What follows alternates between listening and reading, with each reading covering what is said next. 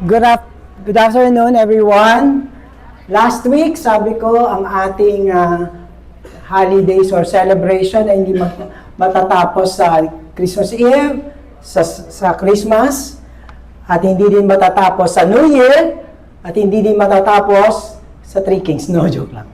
Ang ating celebration ay hindi matatapos kasi pupunta pa tayo sa ating prayer and fasting week. Immediately, pag-clock ng 2026, meron pang celebration which is our prayer and fasting. The person, Pastor Steve, who you saw doon sa video, 40 years ago, ang mission field niya ay Pilipinas. Kasama ng 65 young student noon, pumunta sila sa Pilipinas, nag-mission sila, at eto na po tayo, Victory May Kawayan at every nation. The guy na nakita niyo po na nag-encourage sa atin na sumama sa prayer and fasting, especially with the theme of what? Mission. So 2026 is the year of the mission for every nation for Victory May Kawayan. Hindi natapos 40 years ago ni Pastor Steve and the rest of the people na kasama niya. Magpapatuloy tayo especially sa 2026. Tatlo ba yung prayer eh? Anong sabi ang ipapag-pray natin? Nation as our heritage. Susunod ang ipapag-pray ay ang mga working force, ang worker. Tingnan mo yung sa katabi mo. Yan yung answered prayer sa prayer and fasting. We are the working force. At ang ikatatlong prayer, sinabi ni Pastor Steve, we will pray for the empowerment of the Holy Spirit. Kaya kung nervyos ka, na tinuro ka na worker, huwag kang mag-alala kasi binigyan ka ng power, tayo ng power to be witness and to do the mission. Are you ready? Next year, sa ating prayer and fasting every night, that will be January 5 to 9. So, patingin nga yung palakpak ng mga working workers. Yan. Maraming pong salamat. Ay nga pala, dahil ito na yung huling every nation campus, di ba? Ito na yung huling linggo ng 2025 para sa inyo. At gusto kong ipakilala ulit sa inyo yung bago nating campus missionary na dito, tayo si Joyce. At dahil patapos na yung 2025, sobrang ganda na nangyari sa Every Nation Campus. Ngayon, magpasalamat tayo sa Every Nation Campus. Palakpakan po natin ng Every Nation Campus for the 2025 years, mga lahat na accomplished. Sabi ni Rob dito kanina, salamat po sa partnership nyo. Kami naman po sa amin dito sa congregation ang nagpapasalamat sa mga campus missionaries natin. Sa ating mga student leaders, thank you. Salamat sa aming mga student. Ayan po. Okay. Di ba ang iba kakaiba ngayon sa ano natin, sa nation natin at nagagalit or nagrereklamo tayo against the government. Ang kaibahan ngayon ay hindi partisan. Hindi katulad ng eleksyon, parang tayo mismo nag-aaway-away. Kasi naglalabanan tayo kung sino ang magaling na pinuno. Pero ngayon, dahil isa yung kalaban natin, korupsyon, so it's not about now the leaders. Kaya ang tatanungin natin, Lord, para pag may korupsyon, ano kayang gagawin natin? Ano kayang klase ng gobyerno ang nararapat? Now, the question is, what could be the most ideal form of the government? Kaya ako, tinanong ko si Google at humingi ng tulong si Google kay AI. Anong sagot nila? There is no single, universally agreed upon ideal kind of the government. Rather, the best form is the subject of ongoing debate in the political philosophy. So makikita natin yung form ng government na mahusay ay nasa pananampalataya o paniniwala yan. And it depends on what? The values, anong pinapahalagahan at yung ating goal. Tingnan nyo, a society prioritizes. Ibig sabihin, it's not all about the government, it's the whole society and involves the citizen. Kaya ang good governance ay leaders plus us, the citizen. So, sabi din ng AI pa rin, but still no system is without flaws. Ideally, a well-functioning system that upholds the rule of the law and human rights. Ano daw importante? Upholding the law, the rule of law, and yung law, iniingatan ang karapatan ng lahat. Is widely regarded as the most effective and desirable form of the government. Once again, ano ang equation ng good governance? It is leaders plus citizens equals good governance. It's not only the leaders, but as well. Sa panahon ito din, lagi nating naririnig at pinagpipreach pa din lagi tuwing Christmas season, yung Isaiah 9. Ano dito? Unto us a child is born, and to us a son is given. Tingnan niyo po, we'll be highlighting this. And the what? The government shall be upon his shoulder. Of the increase of his government and peace to establish and to uphold what? With justice and with righteousness from this time forth and forevermore. Sa third offering ng ating from the cradle to the cross, we will be looking at the kingship of the birth of Jesus, the ultimate king, the ultimate government.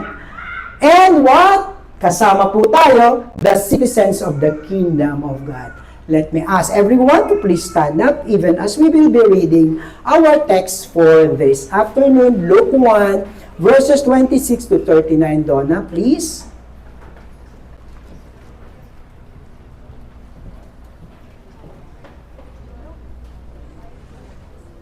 Luke 1, verse 26 to 33.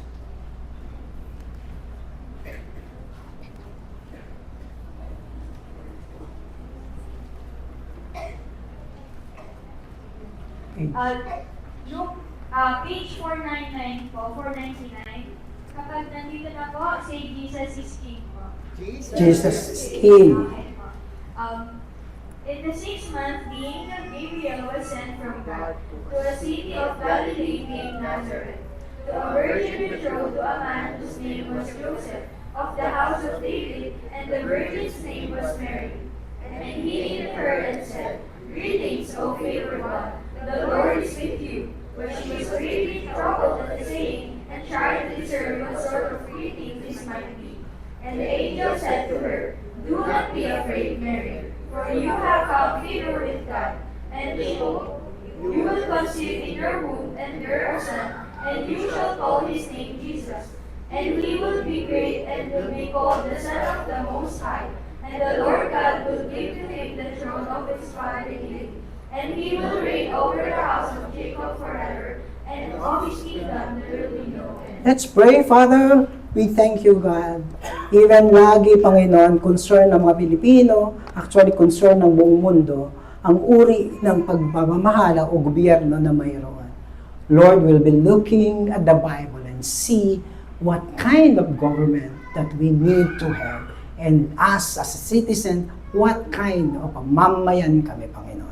Maraming pong salamat sa pangalan ni Jesus. Amen and amen. Be seated. Thank you po. Thank you, Donna. So we're looking at the kingdom or the government. Alam niyo po ba, ang Diyos ay nagplano kaagad na ang kanyang kingdom ay establish sa earth. Kasama prior to the creation at nung kinreate na, ang plano ng Diyos, itatayo niya ang pamamahala, ang kanyang gobyerno o ang kanyang kaharian sa mundong ito. At nag-umpisa kagad siya, pinili niya si Abraham na magsisimula ng kanyang pamamahala. Through the family of Abraham, God's rule and kingdom will be established, which will bless all the nation of the earth. From the family of Abraham, magsisimula ang paghahari ng Diyos at ang paghahari ng Diyos kay Abraham actually sa Israel ay magbibigay ng pagpapala sa buong mundo. That was as written in Genesis. At pagkatapos, inalis na ng Diyos ang mga Israel na kanya sanang magiging kaharian at mga mamamayan ay naging alipin. Imagine niyo naging alipin. Kaya ang Diyos patuloy sa kanyang plano, ang ginawa niya, diniliver niya ang mga Israelita mula sa pagkakaalipin at pumunta sila sana doon sa wilderness. At doon agad sa wilderness, ang Diyos ay nagpagbigay ng rule or God's rule. Alam niyo po ba, ang isang bayan, para tawaging bayan o kaharian, dapat may hari at mayroong rule of law. So agad-agad, doing the same thing, God gave His rule through Moses, declaring Himself their king and the Jew His vassal or the citizens of His kingdom. So meron na tayong para magkaroon ng kaharian, meron ng hari at meron mga nasasakupan at meron ng batas. Ano na lang kulang? Teritoryo. Kaya ang Diyos ay nangako, dinala sila sa promised land. At doon, kumpleto na ang lahat ng sangkap upang maitayo ang kaharian ng Diyos. Ang problema natin, the citizens of His kingdom, yung mga Israelita na galing sa wilderness, na nagpunta at nakapasok sa lupang pangako, ay may ibang plano. Palabida. At ano sabi nila dito sa Samuel chapter 8 verse 4, then all the elders of the Israel gathered together and came to Samuel at Ramah and said to him, behold, you are old and your sons do not walk in your ways. Now appoint for us a king to judge us like the nation. Alam niyo, sabi niya, ano sino representative ni God dito sa panahon ito? Si Samuel. So, it's priest. Priest yung representative ni God. So, pero anong gusto nila? Nakita nila yung mga ibang bansa. Ano meron? Hari. Bigyan mo kami ng hari. But these things displeased Samuel when they said, give us a king to judge or to lead us. Ang plano ng Diyos ay theocracy. Ibig sabihin, God and His people. At ang nangunguna ay katulad ni Samuel, isang priest. So gamit niya yun. Pero anong gusto ng mga iba? Ng bayan mismo niya ng Israel? Instead, they like human king. Monarchy ang gusto nilang form of the government. Like the unbelieving nations around them. Mahirap mainggit. Kaya pag nainggit, nainggit sila, ginaya nila ang mga kaharian sa kanilang paligid. At ang unang hari ay si Saul. Ano nangyari kay Saul? Great, epic fail. At sumunod ay si David. Of course, David is still the best for me. The best king of Israel. But he failed as well. At ang mga sumunod ay maraming mga hari, sinasabing mga evil kings. Tingnan nyo, yung naging representante ng Diyos na mamuno sa bayan ng Israel ay mga evil. At tinatalikuran paulit-ulit ang mga hari ng mga hari. Ano nangyayari sa Israel? Lagi silang nasasakop ng ibang kaharian. Look at this. God planned that He established His kingdom through Israel. Ang tigas ng ulo ng Israel, gusto ibang hari. Kaya ano nangyari? Nasasakop sila ng mga kaharian at hari na hindi naniniwala sa Diyos. At dahil dito paulit-ulit ang Israel na nasasakop ng ibang bayan, imbis na sila ay nasasakupan ng hari na mga hari. Walang iba kung hindi ang Diyos. Sino ang hari natin? Sa buhay natin. I tell you, kapag hindi si God, ang hari natin, may papapel na ibang maghahari. If there are other person or power that will rule our life, our homes, laging may sisingit. Yun ang inaantay ni Satanas. Ang mawala sa si Diyos, si God, sa trono at sa papasok siya. Look at our world. Israel na nga, great example eh. Tapos ang mundo, yun pa rin. Iba pa rin ang gusto nilang hari. Tapos ang maliit nating barangay, iba pa rin ang hari. Ang maliit nating bahay, hindi si Diyos, si God, ang hari. I tell you, kapag hindi ang Diyos ang nakaupo sa trono ng ating buhay at ating tahanan, ng ating bayan, ito ay nasa delikadong sitwasyon. Just like the bayan ng Israel. But let us look at this. May plano ang Diyos bago niya pa inilika ang mundo na siya ay magtatayo ng kanyang kaharian dito sa earth. Kaya naman, kahit nag-fail si King David, meron na siya kagad na mabuting plano. Anong sabi sa 2 Samuel 7 verse 12? When your days are fulfilled, kausap niya to si David, and you will lie down with your fathers, na tegi na siya, I will raise you up. I will raise up your offspring after you, who shall come from your body, and I will establish what? His kingdom. He shall build a house for my name, and I will establish the throne of his kingdom forever. God vowed an eternal dynasty through David's line. Ano ibig sabihin ng dynasty? Ikaw, pagkatapos mo, anak mo, susunod anak ng apo mo, susunod dynasty yun, hindi titigil. Pero ngayon, ayaw na natin ng dynasty, please. Pero pag si God ang nagplano, go tayo. So ang plano ng Diyos, may dynasty na mula sa offspring ni David, magpapatuloy ang paghahari ng Diyos sa pamamagitan ng linya ni David, ng angkan ni David. At dito ang ating text kanina. Luke 1, verse 31.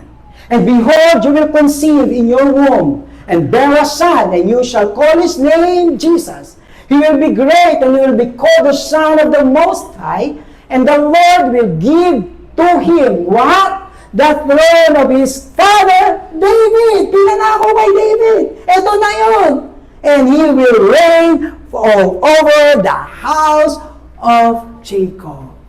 Sa Paskong ito, sineselebrate natin ang pinangako at dumating na hari ng mga hari, Jesus, the ultimate King.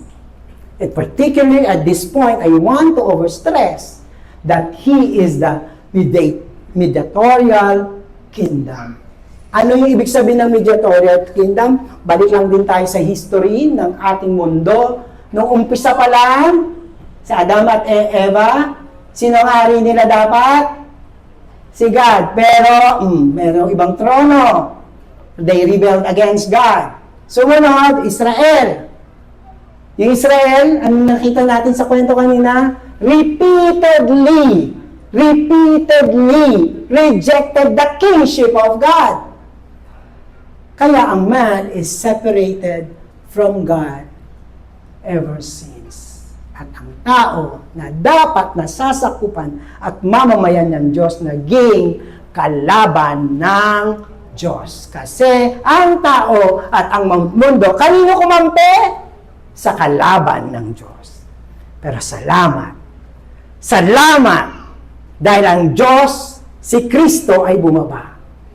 That is why, nung dumating si Jesus from the cradle to the cross. Ganda talaga ng kanta kanina, di ba? Sabing ganun, ikaw ang nagligtas sa amin. Imagine mo yung tao at ang Diyos magkaiwalay dahil rebelde ang tao kumampi kay Satanas. Pero si Kristo ang ginawa niya, kayo ay mamamayan ng Diyos. Jesus Christ reconciled us with the Father. The King was given to die on the cross. Grabe ang hari, tinitingala. Pero dito, yung hari na binigay at pinangako ng Diyos ay nakadestino para mamatay, para magkaroon tayo ng pakikiisa ulit. Serves as the mediator between God and man, bringing God's grace, ang kanyang biyaya at kalagtasan, at kanyang awa. Kung hindi sa atin binigay ang awa ng Diyos, wala na po tayo dito at wala ng anumang pag-asa. Jesus the King fulfilled God's redemptive work. And now, let us look at the citizens of the kingdom of the ultimate God. Luke 1 verse 33 says, "And he will reign over the house of Jacob." Alam niyo po ba, si Abraham, ang anak niya ay si Isaac. Si Isaac, ang naging anak niya ay isa si Jacob. At si Jacob ay mayroong 12 anak. Alam niyo ba, ang Israel, ilan ang tribo nila? 12. So kaya, house of Jacob, we're talking about Israel pa rin. Nakita nyo, kahit ang kulit-kulit, sinabi ko, kahit ang tigas ng ulo ng Israel, at saka ng Pilipino. Pero mahal pa rin sila ng Diyos. Sa kanila pa rin, He will reign, God, Jesus the King, will reign the house of Jacob.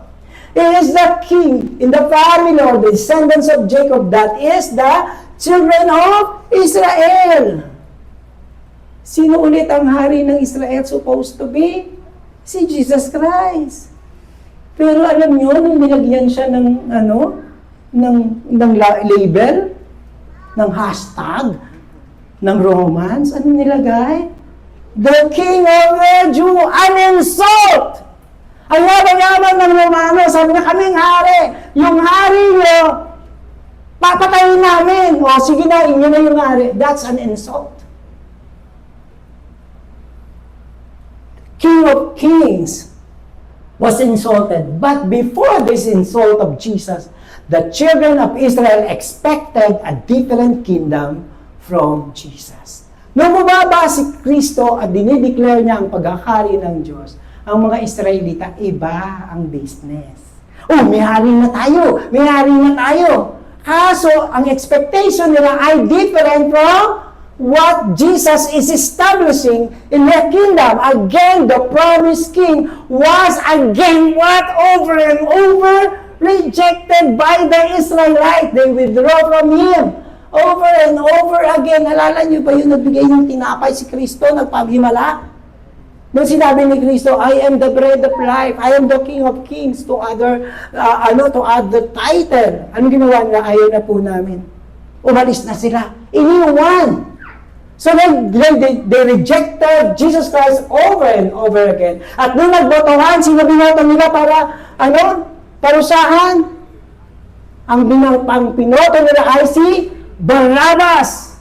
And they shouted, "Crucify!" They didn't know that they are crucifying the King of Kings. At ito naman, yung mga disciple, di si Kristo, nagkataong na muli na siyang nabuhay. Even the disciples expected a different kingdom after King's Jesus' resurrection. Di nag-resurrect na. Imagine mo, napako sa krus, namatay, pag 3 araw, nabuhay na ulit. Power! Napansin niyo ba yung power? Kaya tingnan nyo, anong sabi nila sa Acts 1:6. So when they had come together, they asked Him, Lord, will you at this time restore the kingdom to Israel? Diba? Tingnan nyo naman yung mindset. Diba nung una, nung hindi pa pinapako sa krus si Kristo, establish mo na, mag-hari ka na ng mag-hari, labanan na natin, ready na sila ng palaspas. Ready na sila noon. Imagine nyo, million sila, tapos ilan lang yung mga, Guardia Civil, mga Roman soldier. Lalabanan na natin, sugurin na natin ang Malacanang nila. Pero ang ginawa ni Kristo, hindi. Hanggang napako siya sa krus. Eto na, second time. Namatay na, tapos biglang nabuhay na muli. Aba, bigger power to. Sabi niya, ito na ba? Ito na ba, Lord? Ito na ba? Disciples to, ha? Hello. Look at this. Anong mindset ng tingin kay Kristo? Puro dito lang sa mundong ito. Pakawala man na kami dito. Yumaman na kami dito. Marami na kami pera. Masaya dito. Ganon. Ito na, Lord. Kaya mo palang mabuhay na muli. You can do much more than this. While Jesus has established His kingdom here and now, He is not establishing earthly kingdom, but what? The kingdom of God. Mga kapatid, kung ang tingin nyo kay Kristo ay isang military leader, isang politiko, isang ekonomista, isang philosopher, isang opa, lahat ng tinitingala natin dito, he is not that kind of a king because his kingdom is from God. Ang hirap din kasi natin, takbo tayo kay Lord. Kasi pengi dito, hindi ko naman sinasabing mali to, pengi dito, feed goods, kaya nung nagkaroon ng prosperity gospel, takbuhan. Talagang walang sa dano ng yung kanilang malaking Coliseum, dinadagsa kasi magbibigay ng faith, goals si God, prosperity. Kung magsabi ko dito, next sa Christmas Eve service, tagi-1,000 kayo. They were looking at that. Ang perception nila sa kingdom ng God, sa paghahari ng Diyos, ay tungkol dito lang sa mundong ito. But God is establishing the kingdom of God. Sabi ng Corinthians ni Paul 15 verse 19, if in Christ we have hope in this, if in Christ we have hope in this life only, we are all people most be beaten. Miserable na kapag ang tinitingnan lang natin kay Kristo ay para sa mundong ito, that is miserable. Because God is establishing the kingdom of God, an eternal kingdom, and the kingdom of God here.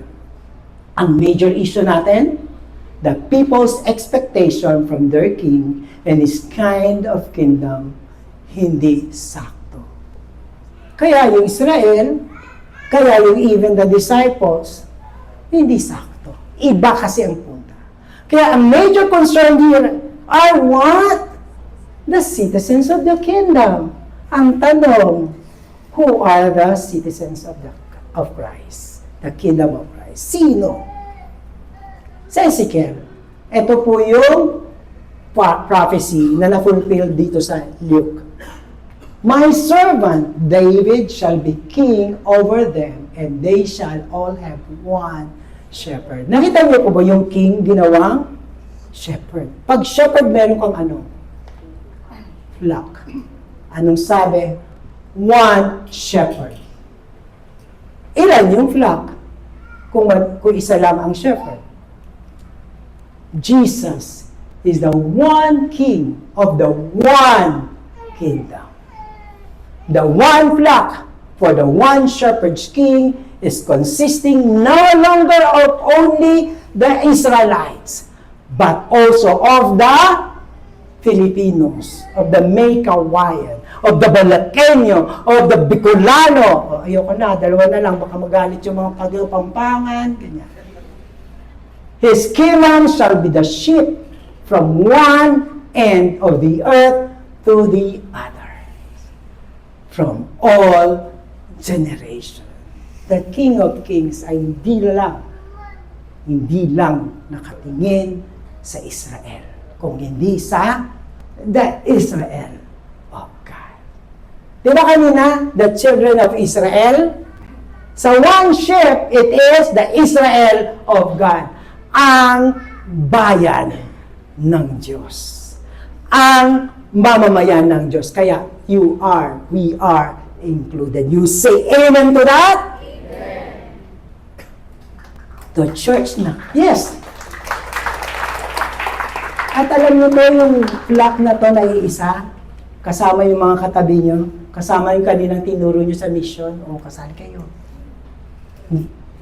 Anong representation natin ngayon? Anong tawag sa atin? We are the church. The church is the citizens of the kingdom of God. Those who acknowledge the reign of the ultimate King. Kaya kanina sabi natin, Jesus reign.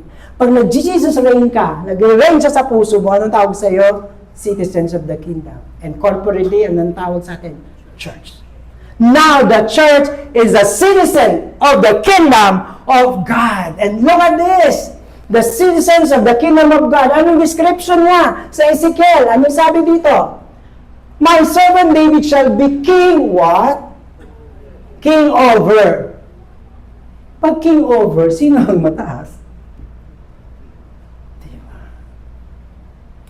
God should be over us. Hindi pwedeng yung utusan mo pa yung master. Hindi pwedeng yung utusan mo pa yung king. The king is over them. The king is over them, over their hearts, over their lives. His rule and law are over them. This is the kind of the description of the one flock of the one king. God is over us. Isip, puso, buhay. Anong sabi? They shall walk in my rules and be careful to obey my statutes. Kaya hindi ba sasabihin, Christian ako, okay na. Christian tayo because we are called the citizens of the heaven in the kingdom of God. And God is over us and we walk in this rule. Remember nyo kanina? Para ang isang kaharian, mayroong hari, may nasasakupan, may batas. And this is it. Hindi porket Old Testament daw yan. At sa New Testament, wala nang batas. Sino nagsabi sa inyo nun? We are the kingdom, in the kingdom of God, we go and walk with we shall walk in the commandments, in the judgment, and in the word of God. Kita niyo kung natin importante? Agad-agad, even in the wilderness, wala pa sa promised land, binigay na agad ng Diyos ang kanyang utos at batas sa kanyang mga nasasakupan. Christ's kingdom is that which by law and precept commanded righteousness. Balikan natin yung Isaiah 9 verse 7. Of the increase of His government and the peace and of peace, to establish what? It and uphold it with justice and with righteousness. Ang kingdom ni God ay hindi pasaway. Bakit tayo nagkakaproblema ngayon? Ba't tayo nagagalit sa gobyerno natin? Kasi walang batas. Walang righteousness. Walang justice. Tapos tayong kingdom of God, wala ding righteousness. Wala ding judgment. Wala ding law. Sige nga, tapusin ko na nga ito. Lahat kayo nakatingin sa pasintas ko. Kaya na pa niyo ako tinitingnan. Pagpunta ko itong tinginan, kayo nang tingin. Sabi ko, huwag nilang pansinin. Ayan na, kayo na. Kasi lalo na ang next topic, natin, is that because there is the highest blessing in the kingdom of God. Palakpakan niyo ulit sa sarili niyo kasi kasama kayo sa kingdom of God. Ano nakalagay? And I will set them in their land and multiply them. And I will set my what? Sanctuary in their what? In their midst forever. My dwelling place shall be with them, and I will be their God, and they shall be my people. Nung ginagawa ko to, paulit-ulit kinikilabutan ako. Yung hari mo kasama ko. Ang hirap-hirap magkaroon ng appointment kay Sir. Kay Presidente. Dami pang aaral sa'yo. But here, my sanctuary will be with them. Set my sanctuary, my dwelling place, the idea of sanctity. In fact, ang ibig sabihin ng sanctify. Sanctity is you are set apart. We are set apart. Iba ang tingin ng Diyos sa atin, sa kanyang mamamayan. Anong klase yung gobyerno na hindi tayo kinakalinga? Si God kinakalinga tayo. We are set apart. Ang sabi ni Lord, this is mine. We are God's. Hindi bias si God sa buong mundo, pero pag usapang anak, set apart. We are all set apart. The idea of temple and tabernacle, imagine mo yung temple, there is that altar. Sa protection, di ba? Pag nandun siya, kasama mo siya, may security. May provision, oh. Kaya, alamin mo muna natin yung kingdom of God bago tayo Lord, pahingin ito. Nasa kingdom of God ka. Nandoon kasama natin ang Diyos. Nananahan siya sa atin. The law indwelling in our heart and spirit. In short, the ever-presence of our ultimate King. Hindi nang iiwan ang Panginoon. For we are the temple of the living God, as God said, I will make my dwelling place among them and walk among them, and I will be their God, and they shall be my people. Sobrang honor. Siguro sinasabi ka agad ni King Jesus kay Father, akin to. Kapag nasasaktan tayo, sabi niya, akin to. Pag nire-reject tayo ng Diyos, ng tao, akin to. Pag feeling mo, nag-iisa ka, akin to. Because I am dwelling with them. Such a security. Ang hirap ngayon ng mundo, yung parang iniiwan ka. Pero always in the kingdom of God, because our King never leave us, nor forsake us. This is the intimate communion between the King and the citizens. Kanina nga, di ba? Nagpupuri tayo. Diba? Alam niyo, nung bata pa ako, college ako, sabi ko, Lord, not one step napapalayo ako sa iyo. Not one step paatras ako. Lord, yung security ko na hindi mo ko iiwanan, ni pababayaan. That is 1980. Nung nag-usap kami ng Lord, nung inassure niya ako na hindi kita iiwan. Anong year na ngayon? At napatunayan ko yun. Alam niyo po, ang pinakamahinang pagkakataon sa akin, yung pakiramdam ko, lumalayo ako kay Lord. Kasi never na lumalayo ang Diyos sa atin. This is such a security na galing sa mga hari ng mga hari. At hindi pa tapos ang ating blessing. The forever King is His kingdom. And His kingdom, what? That is forever. Let's go back to Luke 1 verse 33. And He will reign over the house of Jacob forever, and His kingdom there be no end. Kaya sabi ng Diyos, hindi ko lang kayo dito pagpapalain. Kaya huwag kayo masyado dito lang nakafocus kasi ang plano ng Diyos sa mamamayan ng langit hanggang langit. There will be no end, Ezekiel says. They and their children and their children's children shall dwell there, what? Forever. And David, my servant, shall be their prince forever. I will make a covenant peace with them. It shall be what? Everlasting covenant with them. Ang pangako ng Diyos ay everlasting. Walang 1 month lang, 1 year lang. Walang 20 lang years. But it is a forever covenant, and I will set them in their land and multiply them, and I will set my sanctuary in their midst again forever. Kay God, ang hina naman, parang hindi ko napalipad. Kay God, finally, into the eternal kingdom of the King of Kings and the Lord of Lords. Yung presence niya, eternally. sa kalangitan.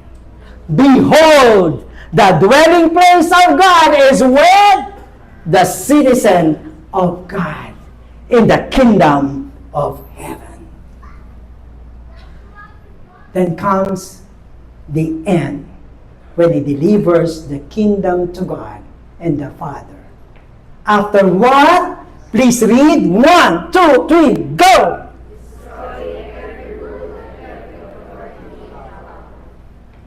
Kaya huwag kayong kumampi sa iba. Kasi i-destroy siya niya. Every what? Every rule, every authority, and every power, yung mga parang sinasamba dito sa mundo, gaganon lang siya. They will be crushed. Kaya ang mundo, takbo ng takbo, habol ng habol sa kapangyarihan, sa mga kapangyarihan. Minsan ang hinahabol green na kapangyarihan. Dollars, pera, ginto. But anong sabi niya? He will destroy every rule and every authority. Balik lang tayo kay Daniel. And in the days of those kings, the God of heaven will set up a kingdom that shall never be destroyed. Nor shall the kingdom be left to another people. It shall break in pieces all these kingdoms and bring them to an end. It shall not and it shall stand forever. Alam nyo, anong vision dyan ni Daniel? Dinudurog yung kaharian na mahina. Parang clay lang. Dali namang durugin ng clay. Susunod, stone, ang dali lang din. Yung ginto. Mahirap. Pero anong sabi? They will be broken into pieces. Alam niyo ano nakita ni Daniel dyan? Kasi ang Israel, sinakop sila ng Babylon, nadurog. Sumunod, Persia. Nadurog. Susunod ng Persia, nalimutan ko na. Persia, Medo-Persia. Greek na. Nadurog din yung Greek. Meron pa ba? Romans. Nadurog din. At alam mo, diniretso pa yan sa vision, lahat ng kaharian dito sa mundo, dudurugin ng ating Diyos. Who then are the citizens of the kingdom of Christ? It is our choice.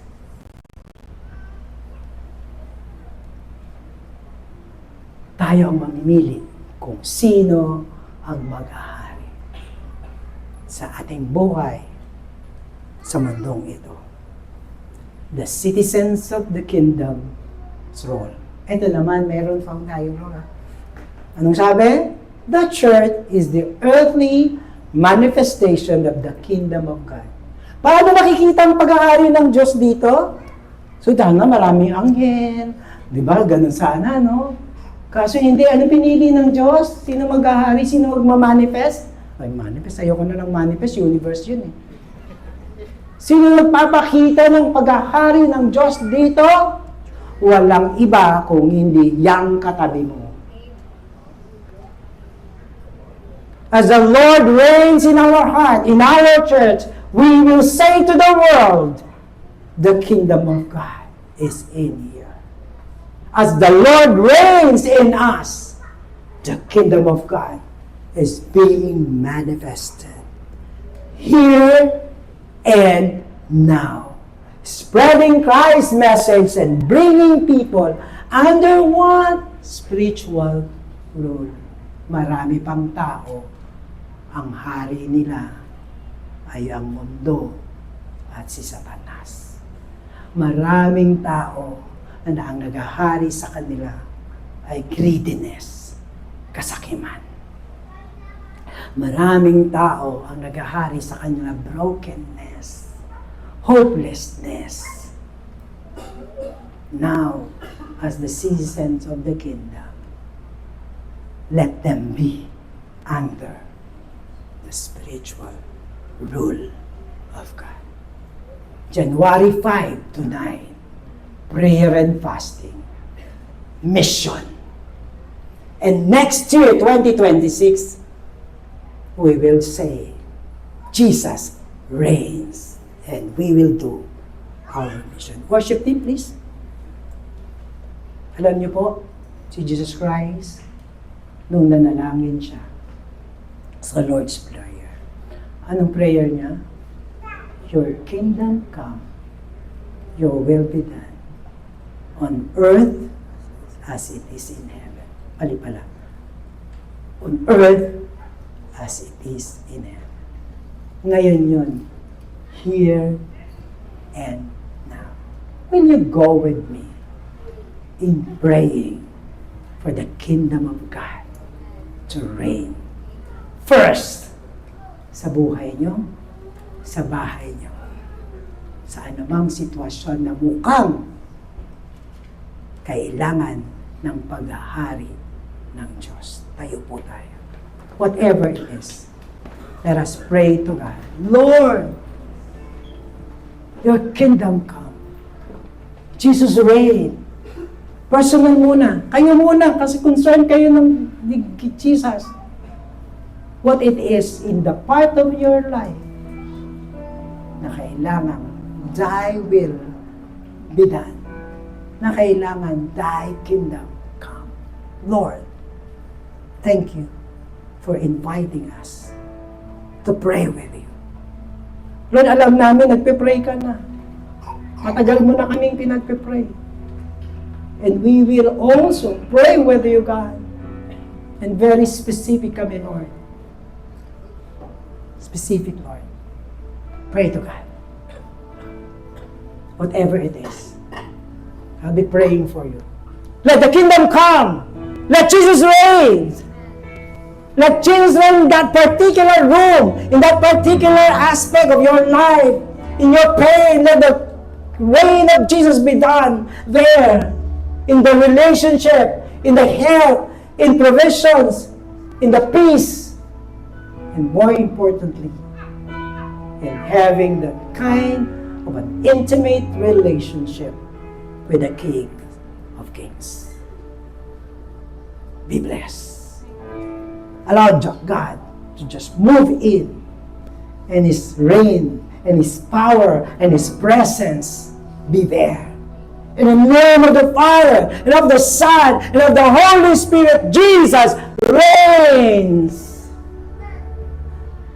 Let your kingdom come, let your will be done upon each and every home here this afternoon. Maghari ka, Panginoon. And this time, let's pray for our nation. God.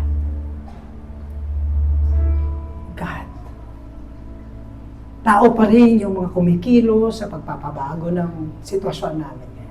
But God, as citizens of heaven, we come to the King of Kings, asking from you to heal our land. Let you reign in our government.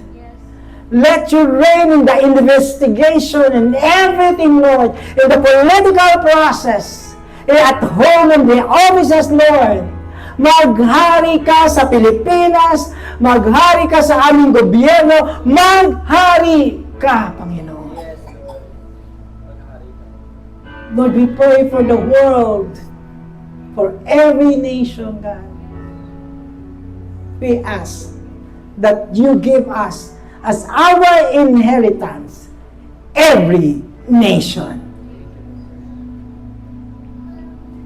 Lord, hindi namin lahat ito magagawa, including our lives, families, and selves, Lord, unless the Holy Spirit is not with us. Let the Holy Spirit, Lord, be poured out once again in this very hall. Lord, empower us. God. And this time, let's declare the reign of Jesus Christ, even as we sing. Because through our worship, we will be experiencing the empowerment of the Holy Spirit, and all deliverance will happen, and strengthening will be done. worship team, lead us, declaring the rulership and the reign of Jesus Christ.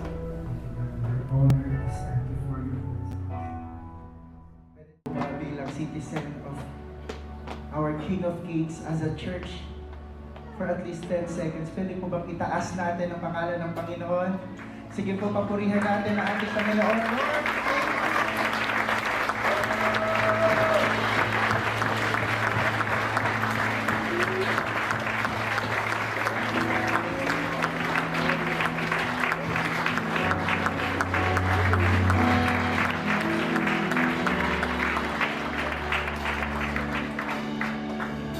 you were the word at the beginning.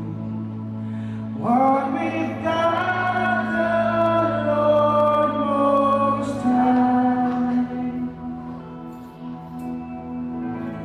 Your hidden glory in creation, now revealed in you are Christ.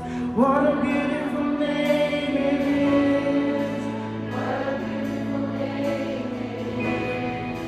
The name of Jesus Christ, my King. What a beautiful name it is.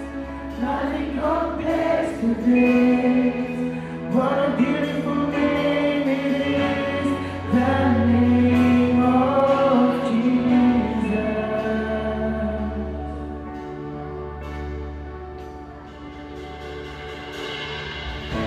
You are Emmanuel, God with us. Jesus, you brought kingdom down. My sin was great, your love was greater. What can separate us now? What a wonderful name it is. What a wonderful name it is. The name of Jesus Christ, my King. What a wonderful name it is. Nothing compares to this. What a wonderful name it is. The name of Jesus. What a wonderful name it is. What a wonderful name it is. The name of Jesus Christ, my King. What a wonderful name it is. Nothing compares to this. What a wonderful name it is. The name of Jesus.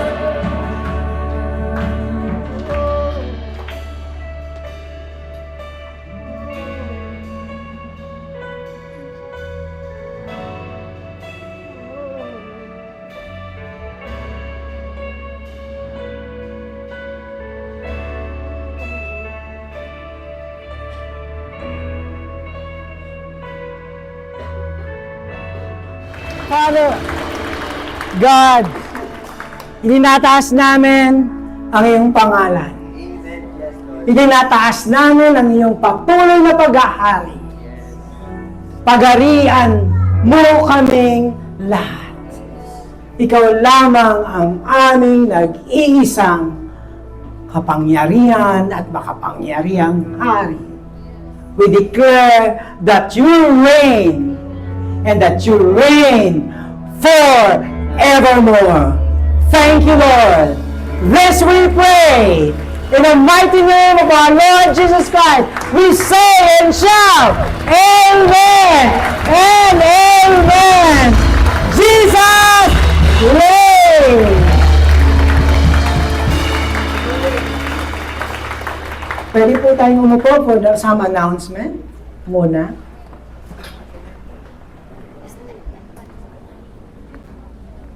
Ayan. So, a few invitations po para po sa ating lahat. So, as we Kalimutan sa sulit ko. Yeah, as we continue to celebrate the Christmas season, alam niyo po, kakatapos lang po ng ating sambang gabi last Thursday. Ayun, palakpakan naman po natin si Lord for that. And sobrang nakakatuwa po makita lahat tayo just worshiping the Lord, just lifting His name.